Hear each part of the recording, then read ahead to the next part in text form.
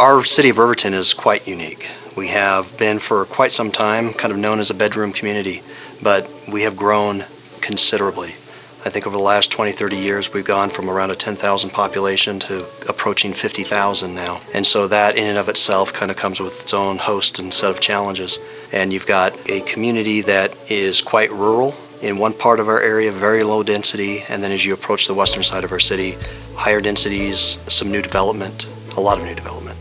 I had been on the city council for a term and then decided to run for mayor after that period of time because I felt like I had some real innovative solutions and the ability to really drive an agenda that I thought our residents want, and we've been able to do that. It's interesting, the time commitment from being on a council to a mayor. We say in Riverton City that it's a part-time mayor, but I've learned very quickly that there's no such thing as a part-time mayor. You get paid part-time, but it is a full-time job. I knew that there would be a little bit more work perhaps in some meetings, but it's been noticeably more. I think a part-time mayor puts in at least 30 hours a week. One thing that I think a lot of people don't recognize is that we do have a city manager, and the office of mayor, though, is still the first person that everybody wants to speak with. And I don't mind. I mean, that's one of the great things about the job is the ability to interact with people that otherwise you wouldn't have. But yet, with the office of city manager there and with the 6-member form of government that we have, I don't have a vote. I only vote in the event of a tie. And so I think there is a perception of my constituents that I've got quite a bit of power, but in actuality the council is the one that has the votes, and I just need to try to wield or peddle what influence I've got. And sometimes it's good and sometimes it's not.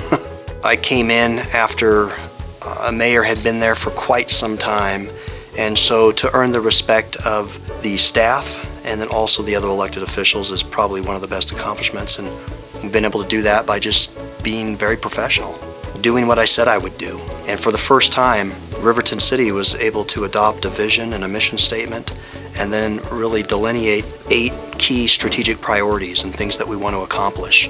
And behind that, a series of initiatives and measures and things that we're going to do. So it's going to really hold the elected officials and the staff accountable to implementing this newfound vision.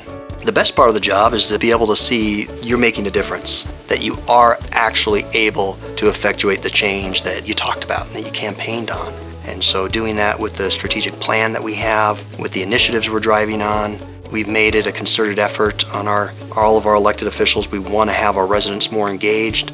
We launched new mobile apps, we've launched a new logo. We have these standing committees that I now have the ability to appoint people to for economic development, for parks, rec, and trails, emergency preparedness, and on events. So we're really getting the community, I think, involved at a much higher level.